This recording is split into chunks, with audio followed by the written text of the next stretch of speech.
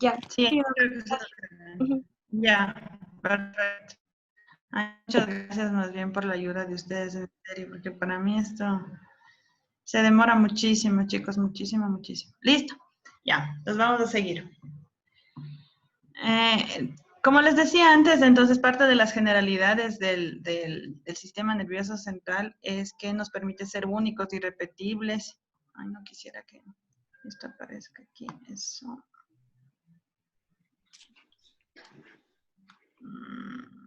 Ahí tal vez. Eso.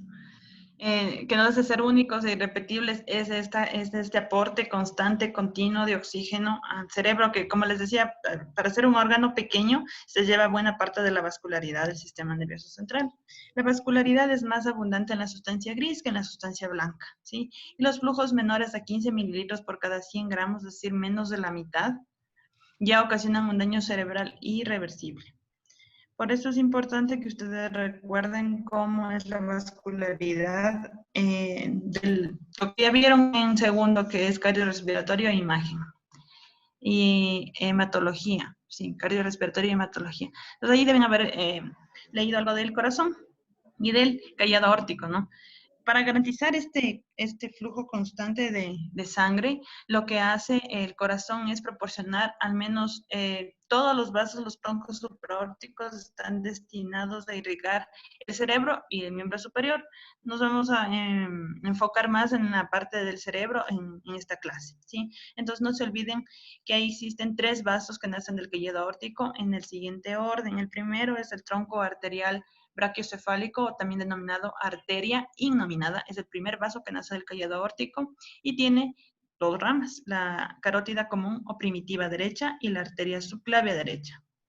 El siguiente vaso es la carótida común o primitiva izquierda y el tercer vaso que nace del callado aórtico es la subclavia izquierda. ¿Ok? No se olviden también que es importante en la reanimación cardiopulmonar, cuando nosotros estamos dando masaje en el caso de un paro cardiorrespiratorio, que tengamos un flujo constante de oxígeno y de sangre. Es decir, con las compresiones cardíacas nosotros procuramos que les llegue sangre al cerebro y con la ventilación nosotros procuramos que el cerebro se oxigene. Cabe destacar que cuando solamente se realiza masaje cardíaco, el tiempo de vida del encéfalo sería de aproximadamente 8 minutos, haciendo solo masaje cardíaco, ¿sí? Pero si a eso le sumamos ventilación, el tiempo se prolonga a 40 minutos. En 8 minutos es bastante improbable que llegue ayuda, ¿sí? Que lo logremos, pero en 40 sí. Entonces sí es importante, primero, saber hacer reanimación cardiopulmonar. Eso se debería hacer antes de sacar la licencia de conducir, ¿sí? Y obviamente, inclusive antes, chicos, nunca es demasiado pronto para aprender algo. En otros países los niños aprenden a hacer RCP, eso es muy, muy importante. Entonces, más bien les invito a que también revisen y lean algo de eso, porque en realidad la reanimación cardiopulmonar se basa en esto, en la función de bombeo del corazón y mantenerle vivo al cerebro, ¿no? Entonces, vamos a concentrarnos más ahorita en los vasos carotídeos, que son los que nos competen dentro de la vascularidad encefálica. Aquí tenemos un esquema del néter, ¿sí? En donde se ve la anatomía de los vasos carotídeos. Esta es la carótida común. Aquí tenemos el bulbo, que es una porción de eso que se abomba, y de ahí se van a dividir en las 2 carótidas, la carótida externa y la carótida interna. La carótida externa es un vaso que se caracteriza por ser de alta resistencia. Como ustedes se pueden dar cuenta, la carótida interna es un vaso, en cambio, que asciende hacia el cerebro, penetra a través de la base del cráneo y se ubica en el interior de la cavidad craneal y se encarga de la vascularidad de los 2/3 anteriores en realidad, que es bastante de los territorios vasculares encefálicos. Entonces a la carótida interna no le interesa nada más que ir directamente hacia el encéfalo y nutrirlo. La carótida externa, en cambio, se encarga de irrigar todo lo demás. ¿Sí? Se encarga de irrigar el cuello, la cara, la lengua, el tejido celular subcutáneo, el cuero cabelludo, todas las cosas faciales, ¿sí? En realidad, de cabeza y cuello para los tejidos blandos. Carótida interna directamente hacia el encéfalo, ¿sí? Por eso, por ejemplo, la carótida interna es del vaso o la rama de la carótida común que no da ramas en el cuello, ¿sí? No da ramas en el cuello. La carótida externa, en cambio, es un vasito que da muchas ramitas, ¿sí? Esa es una manera de diferenciarles, porque aquí en los dibujitos es todo muy lindo, con flechitas, ¿no? Y por eso a propósito les corté, porque en realidad los pacientes se ven así. Este es un estudio, una angiotomografía de vasos supraórticos en el caso de un paciente con accidente cerebrovascular. Es uno de los estudios que se piden y que se hacen dentro de los protocolos del manejo del accidente cerebrovascular, del stroke. Sí, eso es un deber ya cuando estén viendo patología. Pero entonces, ¿para qué nos sirve esto? Para ver el estado del callado, ¿sí? De los troncos supraórticos y de las carótidas. ¿Okay? Y obviamente de la circulación encefálica, por supuesto, para tratar de ver cuál es el vaso que está comprometido, cuál es el vaso que está tapado, cuál es el vaso ocluido y si es que hay una posibilidad de revascularizarlo. ¿Ok? Entonces aquí tenemos las carótidas. La manera de darme cuenta cuál es cuál, la carótida interna es un vaso que no da armas en el cuello, que asciende y que tiene esta morfología en forma de S. Este segmento se llama sifón carotídeo. Vamos a ver. Y la carótida externa obviamente es un vaso que da ramitas en el cuello y que se encarga de irrigar el resto de los territorios que no son el encéfalo. Estas son reconstrucciones y has sacado todo lo demás solamente con lo vascular. Aquí se pueden dar cuenta cómo es la anastomosis entre un vaso y otro. En este caso, las ramas de la carótida interna, que son la cerebral anterior y media, que ya vamos a ver igual en lo posterior. ¿Sí? Esto se puede hacer con software y también se puede hacer manualmente. ¿Sí? Acá tenemos una angiografía con sustracción digital. Esto es el callado aórtico, el tronco innominado, la carótida común izquierda, la subclavia izquierda. Y obviamente el tronco innominado o tronco arterial brachiocefálico se divide en carótida común derecha y subclavia derecha. ¿Por qué es importante esto, chicos? Porque cuando hay algún problema vascular, por ejemplo, una disección aórtica, el trauma de aorta cuando es acá arriba en el callado o cuando es una laceración, generalmente el paciente muere en la escena del accidente, por ejemplo, no llega a vivir, pero hay pacientes que tienen dilataciones aneurismáticas o hay pacientes que tienen disecciones, es decir, alguna patología que literal hace que diseque la sangre los planos en las paredes del vaso. Cuando tenemos disecciones aórticas que comprometen desde la raíz, o sea, desde la emergencia de los troncos, esto es una verdadera emergencia médica. ¿Por qué? Por el hecho de que si hay alguna cosa que vaya a ocluir el flujo hacia el cerebro, eso es un problema grave. ¿Sí? En cambio, cuando las disecciones son de la emergencia de la subclavia para abajo, como que ya esperamos un poquito. De hecho, el tratamiento de la disección aórtica cuando el paciente tiene compromiso de los troncos supraórticos, de los troncos cerebrales, es quirúrgico, siempre. Pero en cambio, el tratamiento cuando la disección aórtica ya superó esta partecita del callado cuando es de la aorta descendente para abajo o en la aorta abdominal, esperamos y el tratamiento puede ser inclusive clínico, ¿no? Sí, entonces por eso es importante. Siempre nos preocupamos mucho por la circulación encefálica. ¿Okay? Doc, disculpe que la interrumpa. Scarlett Viteri se le salió de la reunión y dice que ya no puede entrar. A ver. Yo no le tengo, pero con clave ni nada. Veamos. Ya sé, creo que de lo que estaba moviendo todo, yo le bloqueé algo. A ver, dile que intente ahí. Sí, ahí ya podría. Ya. Ya. Gracias, Doc. ¿De qué? Entonces vamos a seguir en esta partecita. No se olviden, por favor, que en el bulbo carotidio existen dos estructuras bastante importantes, que son uno, un baroreceptor y otro, un quimioreceptor. El baroreceptor, baro viene de presión, entonces es un receptor de presión. responde a la distensión como consecuencia de un aumento de la presión arterial. Entonces, lo que hace es un mecanismo de retroalimentación. Si le llega mucha presión, el vasoreceptor emite una señal que regula el tono simpático sobre los vasos del cuerpo y eso modifica la presión arterial, ¿sí? Sea en positivo o en negativo. En cambio, el quimiorreceptor se encarga de responder a la concentración de oxígeno en la sangre. Si nosotros recibimos una sangre menos oxigenada, este quimiorreceptor envía señales que ayudan a la regulación, en cambio, de la frecuencia respiratoria. Entonces, no se olviden, hay un vasoreceptor, un receptor de presión, y un quimiorreceptor, uno de concentración de oxígeno. Y esos modifican obviamente tanto la presión arterial como la frecuencia respiratoria. Es importantísimo esto cuando estemos frente a un paciente de shock, en el trauma, por ejemplo, ¿sí?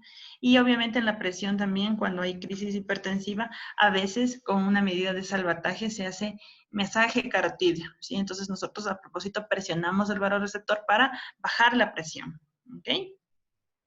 Esto se localiza aquí a nivel del bulbo y está irrigado por, está inervado por ramas del glosofaringeo y del neumogástrico, pares 9 y 10. ¿Sí? Entonces, ¿cómo me doy cuenta yo cuál vaso es cuál? Sí, ya en la vida práctica, así como ahorita con puros números y que aquí no se sabe cuáles son las iniciales. Rapidito. Carótida común, bulbo, carótida interna, no de ramas en el cuello, y carótida externa, empieza a dar muchas ramas. ¿Sí?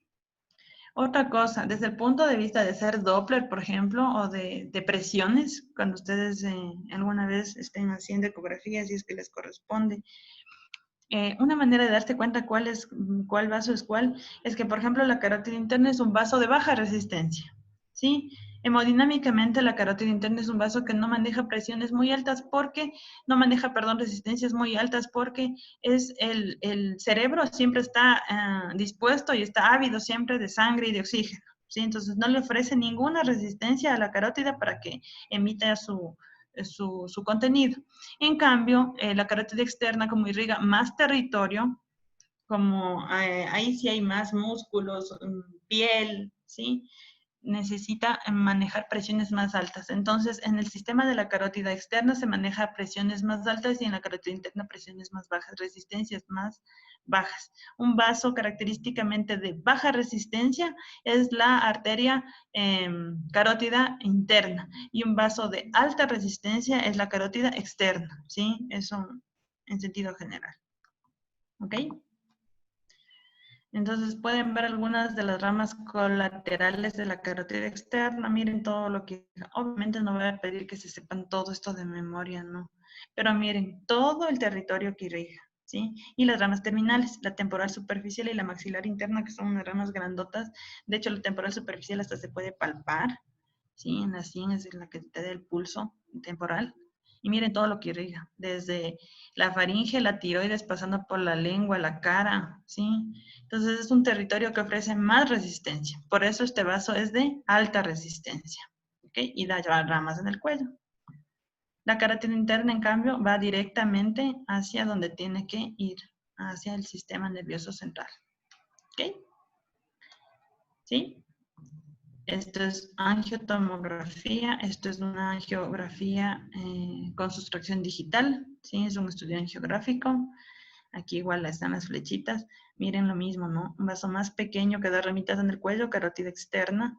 Un vaso más grandecito que no da ninguna rama y que asciende directamente hacia la cavidad encefálica. Aquí está la morfología de este que les decía, el sifón carotídeo. Sí, aquí incluso ya se ve las ramitas, la cerebral anterior y la cerebral media.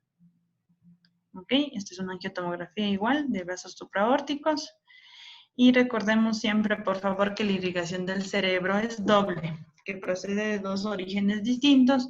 Por un lado, el tronco de la basilar, que se encarga del territorio posterior, y por otro lado, la carótida interna, de la que venimos hablando, que tiene la mayor importancia en la irrigación del cerebro porque tiene más superficie. 2/3 anteriores a través de la carótida interna y el tercio posterior, el que sobra, a través del tronco de la basilar. ¿Sí? Pues vamos a concentrarnos un poquito más bien en la carótida interna. Aquí está obviada la externa, ¿sí? Y acá tenemos todos los segmentos. Tampoco les voy a pedir que se los sepan de memoria, ¿sí? Son 7 segmentos.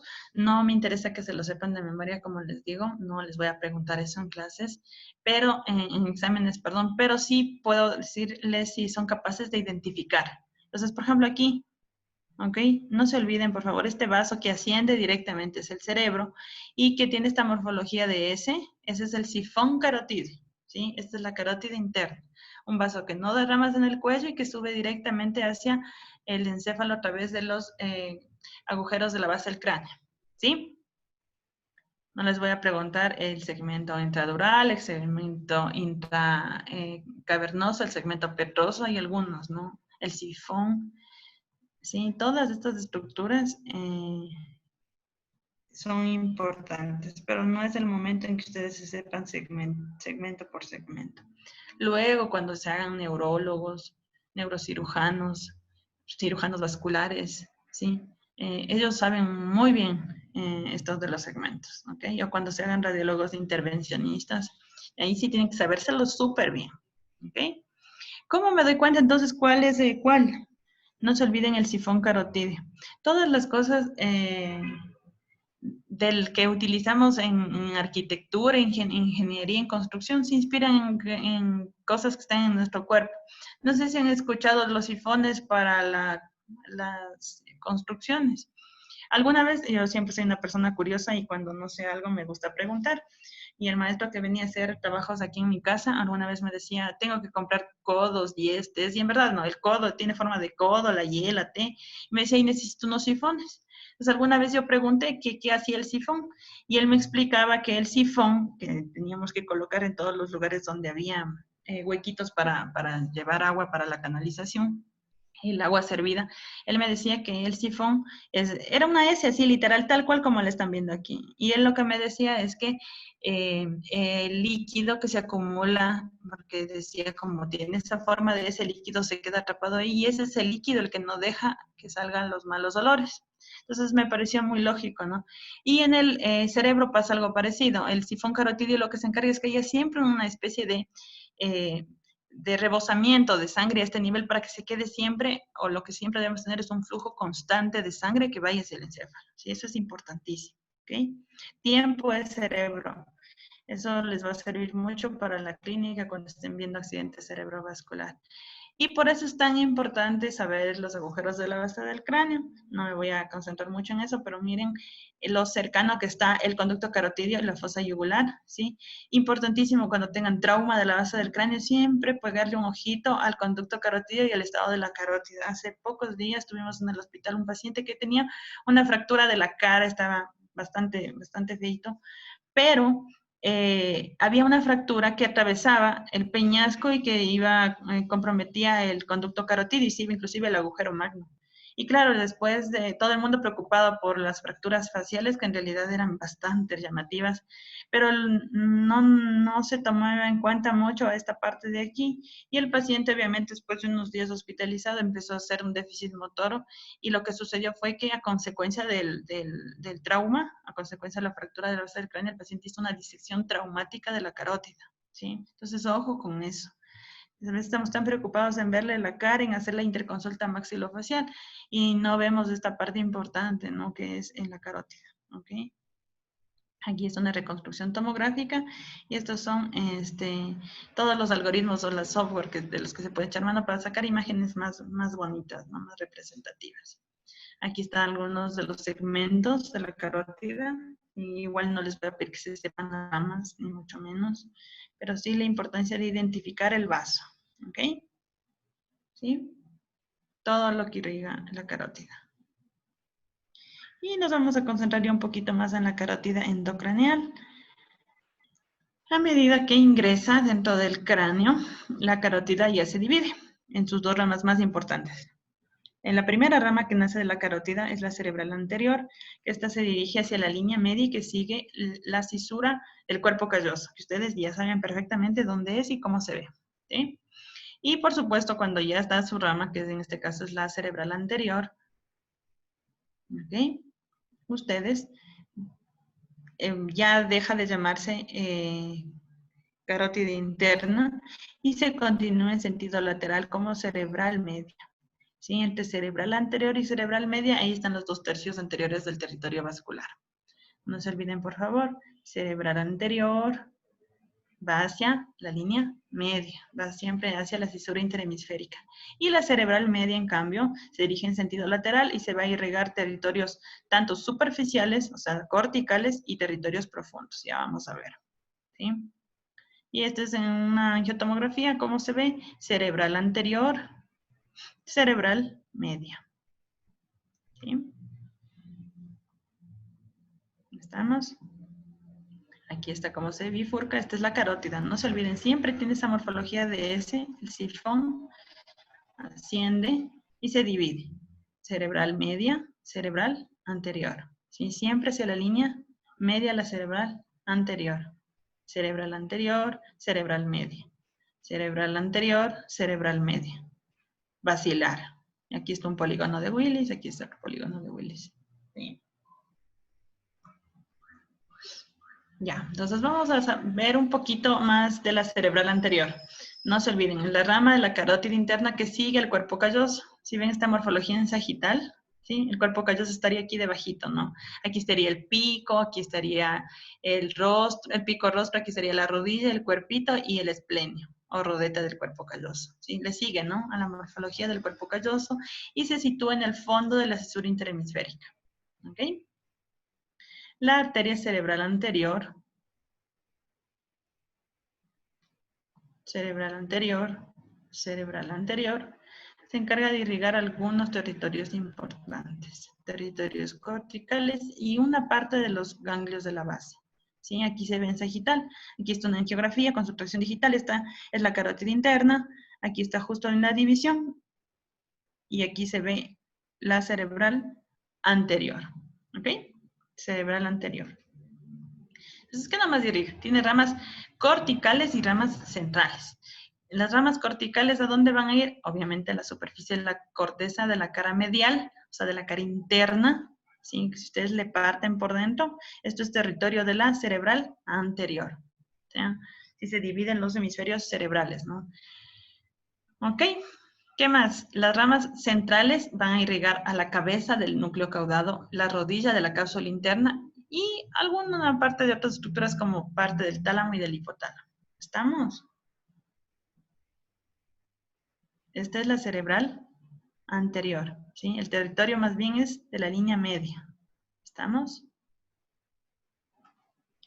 Aquí en naranja el territorio de la cerebral anterior, en amarillo el territorio de la cerebral media y en rojo, por supuesto, el territorio de la cerebral posterior. Entonces, para hacer la anastomosis heptagonal, que en realidad constituye el polígono de Willis, es importante que ustedes sepan que necesitamos los acoples, ¿no? De los que les decía alguna vez el maestro que me pedía los acoples. ¿Para qué? Para que se vayan conectando unas estructuras con otras. Entonces, el acople, en este caso, entre cerebral anterior de un lado y cerebral anterior del otro lado, es la arteria comunicante anterior, que no es otra cosa sino un pedacito de vaso que sirve para, valga la redundancia, comunicar las dos cerebrales anteriores en un lado con la del otro lado. Entonces aquí estamos viendo los elementos del polígono de Willis. Tenemos, por un lado, a la carótida interna, su rama, la cerebral anterior. Por supuesto, para acá estaría la cerebral media. Aquí está cortada, obviamente. Y acá tenemos la comunicante anterior. ¿Sí? Aquí ya tenemos la parte de adelante del polígono de Willis. ¿Sí? Esta formación heptagonal, esta anastomosis, es como una especie de una rueda, ¿sí? Y en el centro de la rueda está el tallo pituitario, ¿ok? Entonces, si ustedes hacen una disección, abren al encéfalo, abren en la cisura interhemisférica y el vaso que van a encontrar al fondo es la cerebral anterior. Sí, aquí está el polígono de Willis. Y si abren la cisura de Stilio, llegamos al área insular y aquí tenemos en el fondo la cerebral media, ¿sí?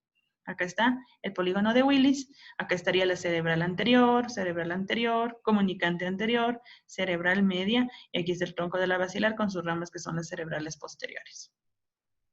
¿Sí? Entonces ahora vamos a ver un poquito más de la cerebral media.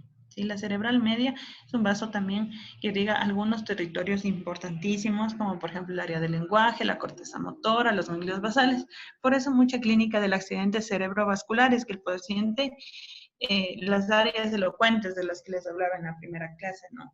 Que son la mímica facial, el lenguaje y la actividad motora. ¿Sí? Esas son áreas elocuentes que se evalúan rapidito. Tú solo le miras en menos de 5 minutos. Te das cuenta que un paciente tiene un déficit motor o un déficit sensitivo, una alteración en su mímica facial. Entonces, esto nos da idea de qué territorios están comprometidos. ¿Ok? No se olviden la cerebral media y cerebral media. ¿Sí? Estas son angiotomografías. Aquí están solamente las estructuras vasculares. Esto es una angiotomografía con reconstrucción en MIP, máxima proyección de intensidad, y esto es en 3D. ¿Ok? La cerebral media tiene varios segmentos, de hecho son 7. No les voy a preguntar ni pretendo que se lo sepan todos, pero como ustedes se pueden fijar aquí, hay ramas que son centrales, que irrigan los ganglios de la base, y hay ramas que son corticales, que van al área motor y sensitiva del encéfalo. ¿Sí? Aquí están todas las ramas de la cerebral media, obviamente. No voy a pedir que se lo sepan todos, pero miren el territorio que irriga la cerebral media.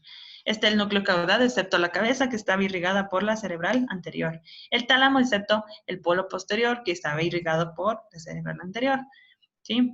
¿Qué más va? Putamen, globo pálido, claustro, antemuro, la rodilla, todas las estructuras que ustedes ya saben y que vieron la clase anterior, están irrigadas por la cerebral media. ¿Ok? Hay una arteria que se rompe con facilidad, que se llama la arteria de Charcot, y da la hemorragia de Charcot, y esta es la hemorragia clásica, no sé si les comenté en la clase anterior, de la encefalopatía hipertensiva. Y el punto de sangrado está justo entre los ganglios de la base y la cápsula interna. ¿Sí? Entonces, cuando tiene esa localización típica, un sangrado, ese paciente probablemente esté ante una encefalopatía hipertensiva. ¿Ok? Oh, aquí están los territorios nuevamente, ¿no? Cerebral anterior, cerebral media y cerebral posterior. ¿Sí? Y vamos a hablar ahora, en cambio, de la cerebral posterior. Esta es una rama del tronco de la basilar. Ah, perdón, antes que me olvide, no se olviden las arterias lentículo, tálamo estriadas son estas ramas que se encargan de los ganglios de la base, ¿sí? Lentículo, tálamo estriadas. Eso les da una idea de que la irrigación de la mayoría de los ganglios basales está dada por la cerebral media. ¿Ok? Vamos con la cerebral posterior. La cerebral posterior es rama del tronco de la basilar. Si la basilar es rama de la vertebral y la vertebral a su vez es rama de la subclavia. Y la subclavia, como ustedes ya saben, sale del callado aórtico. Va a irrigar la parte posterior del lóbulo temporal y el lóbulo occipital. Hay numerosas ramas terminales, algunas de estas ramas penetran a través de la cisura mediana en la cara interna y irrigan la parte que se le faltó, la parte que nos faltó del cerebro anterior, ¿sí? Se complementa, ¿ok? Entonces, este aspecto de la basilar tiene como un tronco, ¿no? Aquí está la basilar, tiene dos patas grandotas acá, que serían las vertebrales, y estos como cuernos, ¿sí? Que son las cerebrales posteriores, ¿sí? Ahí es mucho más sencillo acordarse, ¿sí? No se olvide. Basilar, sus ramas terminales que serían las cerebrales posteriores, y acá de donde nacen, ¿no? De las vertebrales, ¿sí? ¿Qué irriga el territorio posterior o la arteria cerebral posterior? Hay una arteria que irriga la vía visual, eso es importante, el área visual. Los pacientes que tienen accidentes cerebrovasculares a este nivel y pierden completamente la vista, ¿no? ¿Ok? Y también irriga una parte de la epífisis para la parte posterior del tálamo y los plexos coroideos, ¿ok? Fundamentalmente a nivel del tercer ventrículo. Territorio. No se olviden entonces la morfología de el tronco de la basilar. Aquí está la vertebral de un lado, la vertebral de otro lado, el tronco de la basilar, y estas serían las cerebrales posteriores. ¿Sí? Aquí está el gráfico en geografía digital, y esto es una tomografía con reconstrucción en 3D en donde se ve el tronco de la basilar, que es el ojanel clivus del occipital, ¿no? Recordemos nuevamente los territorios. Y aquí vemos un poquito de la arteria vertebral, como les dije, es tributaria o rama de la subclavia. Después de originarse de la subclavia, asciende por los primeros 6 agujeros transversos de la columna cervical y entra en el cráneo a través del agujero magno, ¿no? Junto con la médula y todo lo demás, ¿sí? Entonces aquí tenemos los agujeritos por donde ingresa, por donde sube la arteria vertebral. Y proyecciones, cantidad de proyecciones. Aquí se encuentran las polares. ¿Sí? Entonces aquí vemos cómo ascienden a través de los agujeros vertebrales. Aquí está cómo ingresa a través del agujero magno y forma el tronco de la basilar. ¿Sí? De las dos vertebrales hay una que suele ser dominante y generalmente es la izquierda, pero es en la mitad de la población. Emite algunas ramas meningias para la fosa craneal posterior. Y aquí hay algo importante. Antes de formar la basilar, da origen a una arteria que se llama pica por las siglas en inglés, que es la arteria cerebelosa posterior inferior. ¿Sí? Aquí quiero mostrarles mejor. Entonces, las vertebrales, antes de formar el tronco de la basilar, dan origen a la pica, a la arteria cerebelosa posterior inferior, que se encarga de el territorio posterior e inferior de los hemisferios cerebelosos, ¿sí? En cambio, la aica, que es otra arteria que se encarga de irrigar el restante del hemisferio cerebeloso y del tronco encefálico, es rama de la basilar, ¿sí? Entonces, en este dibujito pueden ver mejor eso. La pica es rama de la vertebral, ¿sí? Luego, obviamente, surge la basilar y ahí sale la aica, ¿sí? La aica es rama de la basilar. La pica es rama de la vertebral, ¿sí? Verán que les estoy repitiendo mucho eso, ¿sí? Aquí tenemos imágenes de angiografía digital. Estos son los gráficos clásicos de anatomía macroscópica. Acá se ve el tronco de la basilar, las vertebrales, y estas serían las cerebrales posteriores, ¿sí? Entonces, esta es una angiografía con especial foco, especial atención en el territorio posterior. ¿Estamos? ¿Sí? ¿Qué más irriga la basilar? Todo lo que es bulbo, protuberancia, ¿sí? Inclusive parte del tálamo. ¿Estamos? La basilar tiene esa morfología en forma de el cuerpo del gusano. En realidad sí es un tronco con varias ramitas y esas ramas son las arterias pontinas. ¿Ok? Entonces ya con este conocimiento nosotros podemos terminar de formar el polígono de Willis. ¿Sí? No se olviden, es una anastomosis heptagonal de las arterias cerebrales principales, que lo que pretende es mantener este flujo continuo. ¿Qué quiere decir esto? Que si se ocluye un vaso, como esto es una cosa que está interconectada, puede venir el suplemento sanguíneo de otro lado, ¿sí? Para eso está diseñado de esta forma el polígono de Willis. Ojo, tienen que saberse bien el polígono de Willis. Sí, eso yo siempre pregunto en los exámenes. Tienen que ser capaces de dibujarlo. ¿Sí? Si son capaces de dibujarlo con sus partes, no van a tener dificultades. ¿Ok? Entonces vamos. Aquí está la carótida interna. Sus ramas cerebral anterior y cerebral media, que se comunican las cerebrales anteriores a través de la arteria comunicante anterior. ¿Sí? Acá tenemos el tronco de la basilar con las cerebrales posteriores y la comunicación es a través de las arterias comunicantes posteriores con la cerebral media, ¿sí? Y ahí ya se anastomosó. Si ustedes le cuentan, tienen 7 lados, ¿sí?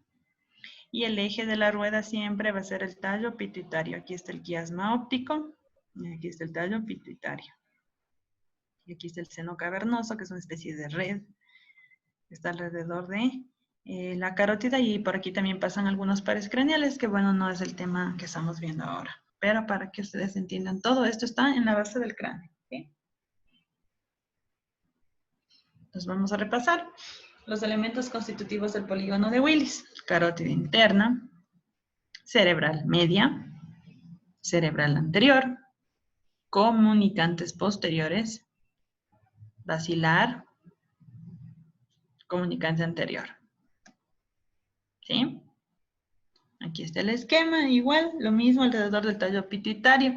Aquí es más se ve el clivus, aquí está el signo del gusano que les decía, aquí está la basilar con sus patitas, aquí están los dos troncos grandotes, aquí están las vertebrales, las cerebrales posteriores, comunicantes posteriores, carótida interna, cerebral media, cerebral anterior, comunicante anterior. ¿Sí? El esquema, esto tienen que saberse bien, chicos. El polígono de Willis. Aquí está como se ve en el tronco cerebral macroscópicamente. Y ahora sí las imágenes. A ver, ¿alguna duda, pregunta, algo que no haya quedado claro hasta aquí?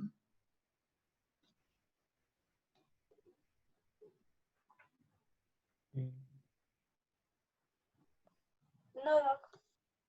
¿Seguro, seguro?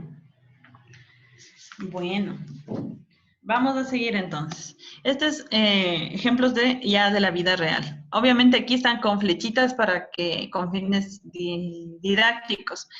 Normalmente no van a encontrar tantas fechas, lo que van a encontrar es el estudio y vamos a proceder a identificar los vasos. Entonces ahora yo les voy a preguntar más bien a ustedes. Por favor, la persona que quiere intervenir, le quita nomás presiona el micrófono y hable. Sí, necesito saber si están entendiendo esta parte para poder seguir. Ya, entonces esto es un estudio de una angioresonancia magnética. Estos son estudios que están destinados a ver precisamente esto. Es una angioresonancia magnética con foco en polígono de Willis. Entonces aquí estamos viendo un polígono de Willis. A ver, si yo, independientemente de la lectura, no hagan trampa. Esto no importa. Yo les puedo poner la flechita en otro vaso, no necesariamente el 4. Digamos que yo saco aquí una flecha y le pongo a esa el número 8. Ya, no hay problema. Aquí. ¿Qué vaso sería este? Verán que es de los que estamos viendo.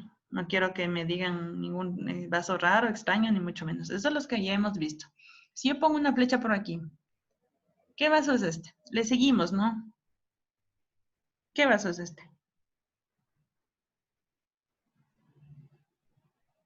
Arteria cerebral media. Exactamente, la arteria cerebral media. Si yo le pongo aquí en la flecha o le pongo acá, el vaso sigue siendo el mismo, ¿sí? La arteria cerebral media. ¿Ok? Muy bien. Y si yo pongo una flecha por aquí, ¿qué vaso es este? Síganle, ¿no? Búsquenle siempre, síganle. ¿Cuál es este? Carótida interna. Exactamente, carótida interna, ¿sí? Carótida interna. Y este,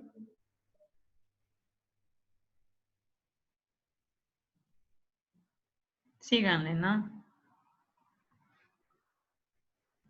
¿Cuál vaso es este? La cerebral.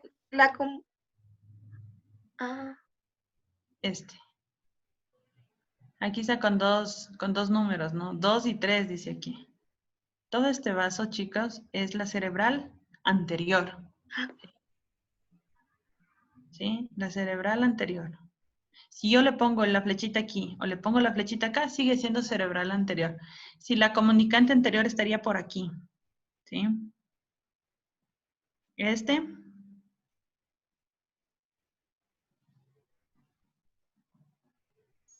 La basilar. Perfecto, la basilar. Y si les pongo una flecha acá. Igual. No. Miren cómo viene este vaso y este otro y se juntan. Estas son las vertebrales. ¿Sí? Obviamente si se juntan, dan origen a la basilar. Y si le pongo una flecha acá, ¿qué vaso es este?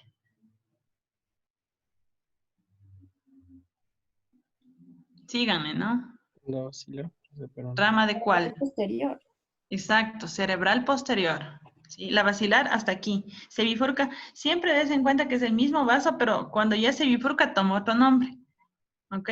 Miren aquí. Carótida hasta aquí. De ahí se bifurca y se llama cerebral anterior y cerebral media. Vertebral hasta aquí. Se une y forma basilar. Basilar hasta aquí y de ahí cerebral posterior. ¿Sí? Carótida, no se olvide. Cerebral media. Cerebral anterior, comunicante anterior.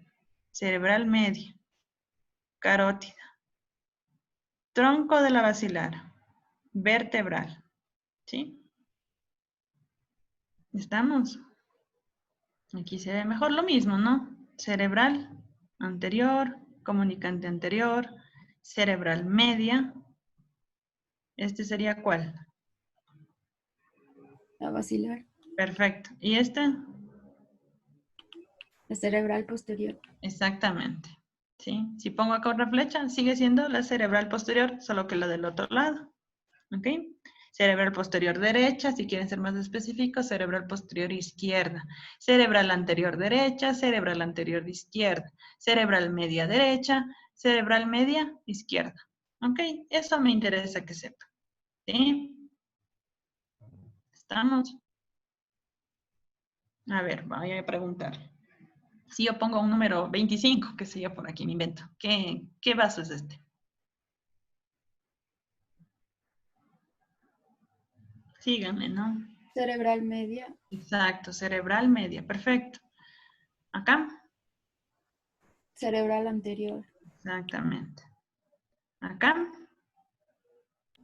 Carótida interna. carótida interna, muy bien. Acá, Cerebral posterior. ¿Esta? Basilar. Basilar. Basilar. ¿Y esta? Vertebral. Vertebral. Ajá. ¿Sí? ¿Qué le falta a este paciente? ¿Qué no tiene? Si ven aquí, este polígono no está pues formadito bien, está incompleto, ¿no? A ver, vamos a ver. ¿Cuál sería este vaso? La carótida. Perfecto. ¿Y este de acá? La cerebral media. Exacto. ¿Y este? La La cerebral. cerebral subanterior. ¿Y este? La comunicante anterior. Ujú. ¿Y este? La basilar. Ujú. ¿Y este? La vertebral. Ya, ¿qué no tiene? La comunicante posterior. Ajá, no tiene las comunicantes posteriores, ni derecha ni izquierda. Más del 50% de las personas, chicos, tenemos variantes anatómicas. Por eso es que en medicina nada es absoluto, no hay 2 más 2. Sí, pero ustedes, el conocimiento de ustedes de saber cómo es el polígono les permite identificar estas particularidades. Si yo les ponía esta misma imagen al principio de la clase, créanme, no se logra identificar las variantes si uno no sabe cómo es la anatomía normal, si uno no repasa cómo es el polígono de Willis, si uno no se lo sabe bien cómo está constituido, esto se le pasa. Sabes que algo falta, pero no sabes qué es. Ahora ya saben qué es. ¿Sí? Este paciente, por ejemplo, si tiene un accidente cerebrovascular, tiene una menor probabilidad de revascularizarse. ¿Sí? En él, el territorio anterior está completamente separado del posterior. ¿Sí? Es una variante anatómica. Esto no es patológico, por si acaso. A veces habían chicos que se asustaban y decían que cómo vivía. El paciente vive bien, hace su vida normal, ¿sí? Pero el problema va a ser cuando en algún momento de su vida enfrente algún accidente cerebrovascular. Esperemos que no sea el caso. Pero bueno, es un paciente que obviamente tiene una oportunidad menor de revascularizar. ¿Ok? Cada uno tenemos nuestras particularidades. Hay pacientes que nacen solo con una cerebral anterior, otros que no tienen comunicante anterior, otros que tienen una cerebral media un poco rara, ¿sí? El polígono de Willis en algunos pacientes no es completa como en este paciente. ¿Ok? Si tuviera, estuvieran por aquí los vasos, ¿no? Conectando las cerebrales medias con las posteriores. ¿Sí? Ahí está completamente de cabeza el paciente. ¿Sí? Para que vean que el polígono no deja de ser el mismo. Esta sería la Carótida interna.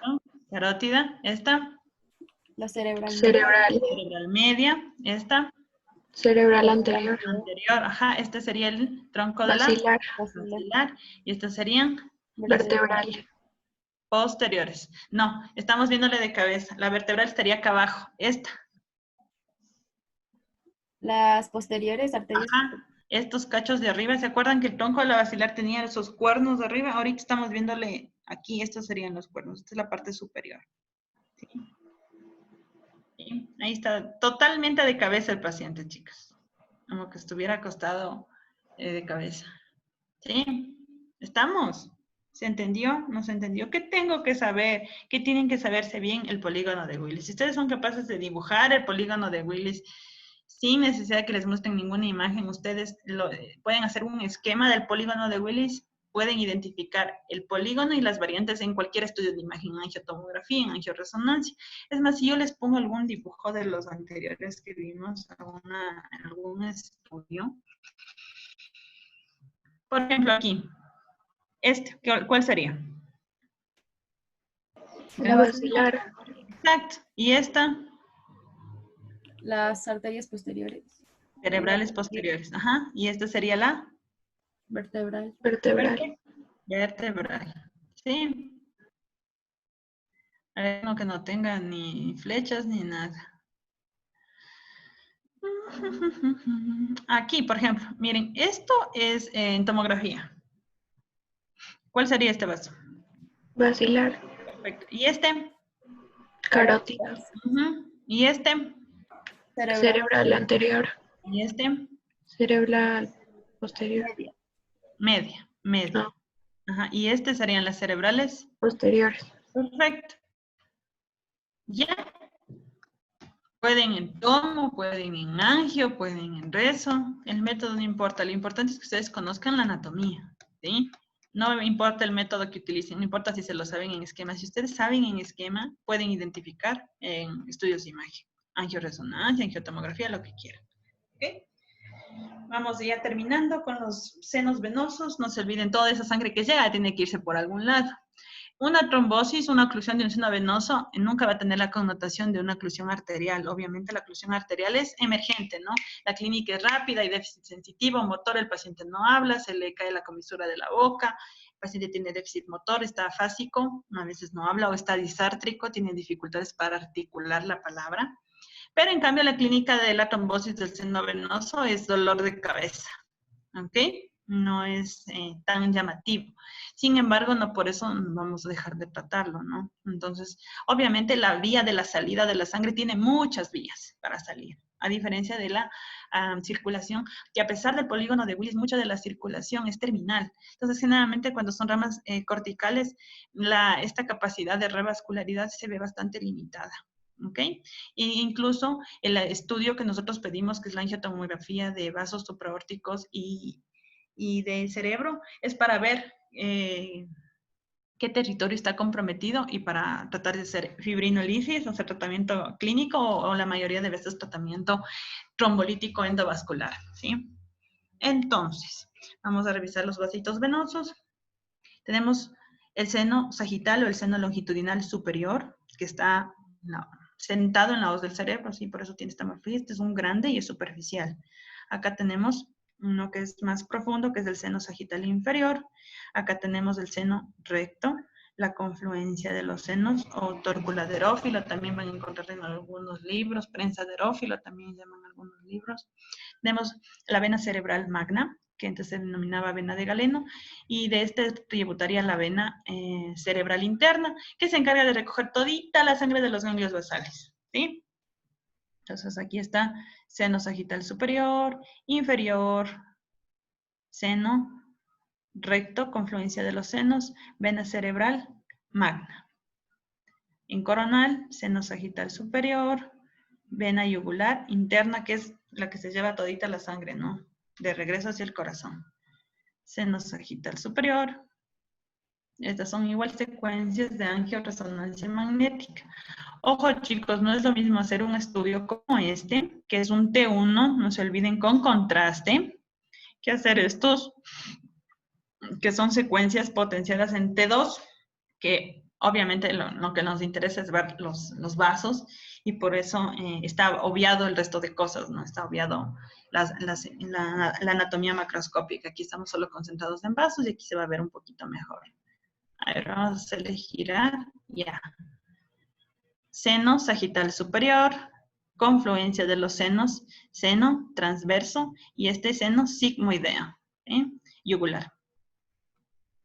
Giro un poquito, perfecto. Seno sagital superior, confluencia de los senos, seno transverso, seno sigmoideo, seno recto, ¿sí? A ver acá. Seno sagital superior, confluencia de los senos, seno recto, ¿sí? Seno sigmoideo, yugular. Otra serie. Aquí le giramos un poquito para ver mejor. Seno sagital superior, confluencia de los senos, seno transverso, seno sigmoideo, ¿sí? Acá se ve mejor, eso. Estamos moviendo nada más. Seno sagital superior, confluencia de los senos, seno transverso, seno sigmoideo, yugular. ¿Sí? De cabeza completamente. Seno sagital superior, seno transverso, seno sigmoideo, yugular. ¿Sí? ¿Estamos? Sagital superior, confluencia de los senos, transverso, sigmoideo, yugular. ¿Ok? ¿Estamos? Dudas, preguntas, hablen por favor. ¿Sí se entendió? Sí, Doc. Sí, sí, sí. Seguro, seguro. Ya saben, igual yo coloco la presentación en el aula virtual como en la parte de los recursos. Si existen dudas, por favor, no tengan temor. Si tienen preguntas, no se las queden.